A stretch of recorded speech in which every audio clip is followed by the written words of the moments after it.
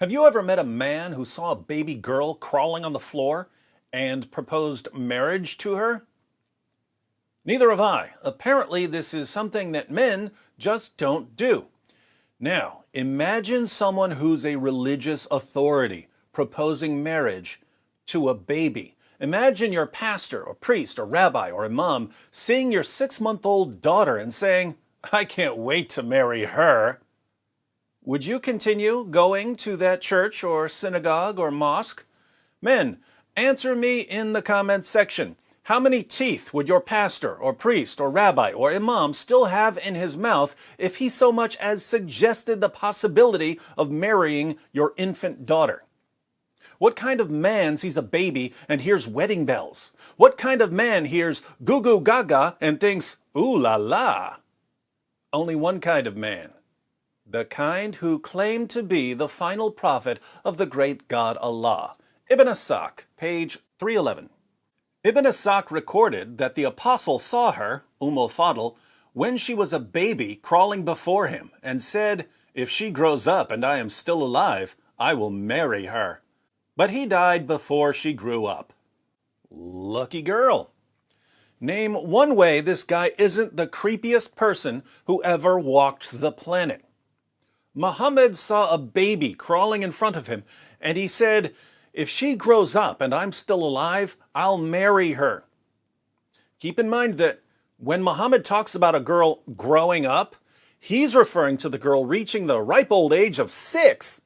This girl never knew how lucky she was that her degenerate sleazebag of a prophet died an agonizing death before he could steal her childhood innocence and then die, leaving her a childless widow for the rest of her life, which is exactly what he did to Aisha.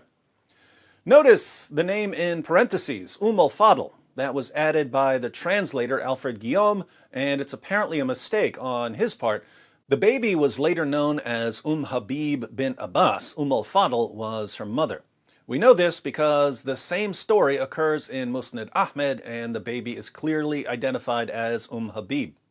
In the history of At-Tabari, Habib, the baby, is on the list of people to whom Muhammad proposed marriage but never married. What are our Muslim friends going to say about this? Well, it was a different culture. Back then it was perfectly normal to propose marriage to a baby. And perhaps Muhammad saw her and knew that she had a great memory, and so he wanted to marry her so that she could preserve stories about him and be a blessing to the Muslim community. Blah, blah, blah, blah, blah, blah, blah. It doesn't matter what Muhammad did. It doesn't matter how horrifyingly disgusting his actions were. Modern Muslims will explain it away by inventing some important reason Muhammad had for doing the horrifyingly disgusting things he constantly did. My Muslim friends, if your prophet were wonderful in all respects, but did one really creepy thing, I can see why you might give him the benefit of the doubt. But when all he ever did was creepy, perverted, violent things, I have to ask, what does a guy have to do to convince you to stop calling him the greatest man who ever lived? Your prophet, whom you regard as the greatest man who ever lived, proposed marriage to a baby and had sex with a 9-year-old girl and took the wife of his own adopted son and broke an oath he made to his wives that he would stop having sex with his slave girls, and beat his wives, and allowed his followers to hire prostitutes, and beheaded hundreds of Jews, and tortured a man for money, and ordered his followers to execute anyone who leaves his religion, and tried repeatedly to commit suicide, and admittedly delivered revelations from the devil, and walked around covered in semen, and put his male followers on a strict schedule of shaving their pubic hair, and kissed a pagan rock, and bought, owned, sold, and traded black African slaves. And you call this guy the greatest man who ever lived? You might just as reasonably call him the greatest computer programmer who ever lived, or the greatest tennis player who ever lived, or the greatest yachtsman who ever lived, because none of these titles make any sense when applied to Muhammad.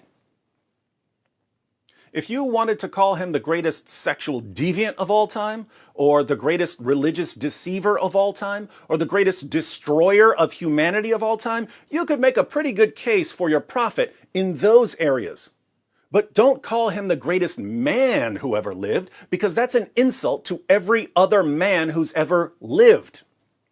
When you call an egomaniacal, violent pervert the greatest man who ever lived, you're saying that every other man who ever lived is worse than an egomaniacal, violent pervert.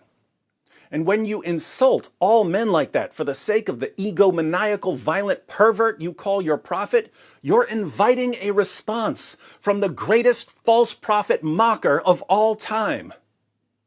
That would be me.